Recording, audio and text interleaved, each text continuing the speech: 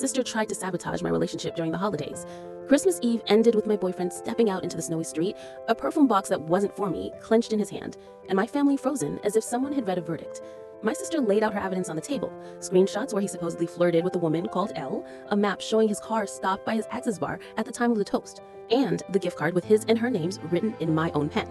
No one asked anything. The tree lights flickered, so did I.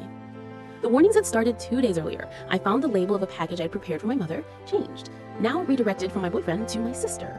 That night, I heard through someone else's voice that he had criticized the cod. On the 24th, while claiming to help, my sister asked for my iPad to play carols. Just before the toast, she projected the messages: blue bubbles, awkward emojis, photos of salt-rimmed glasses. She also showed a final location point outside the house, exactly at the time he said he'd gone for ice.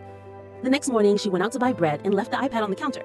I tapped Recent, and an unfamiliar editor opened with a layered file named Chat, Avatar, Time Bubble. In another folder, there was an app to generate fake conversations. The photo showed the bar counter, downloaded from a public account. In Find My, there was an AirTag named after my sister. I didn't cry. I photographed metadata, sent copies to my email and to a shared folder with him. I took the AirTag off her keyring and hid it in the bread box to silence its trail. When my sister returned, she hugged me with that gesture that slips a hand into my invisible pockets. She smelled of cold and hurry. At noon, with my uncles already home, I hooked the iPad to the TV and opened the folder as if by mistake. Without saying a word, I dragged the layers: stolen Instagram background, cloned bubbles, misaligned typography, system clock out of sync, tracked object registered to her name. My mother stopped tidying. My father stuffed his cigarette out in a flower pot. My sister stepped back half a place, the distance of someone seeking shade. My phone buzzed. He'd received the folder titled Evidence. I pictured his cold hands holding the phone, following the shadows, reading what I had already seen. I didn't reply. The timer cut the garden lights. The living room held the quiet glow of the paused TV. In the afternoon, I left with a small bag. He waited for me half a block away, the windshield still fogged. We drove to my Aunt Martha's house, where there's soup and blankets without judgment.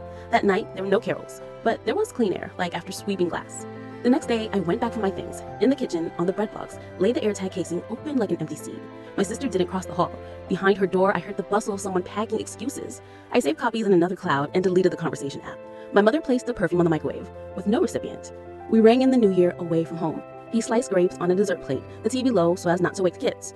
On the first day, I wrote an email with dates, screenshots, and details and sent it to my family. Just the facts.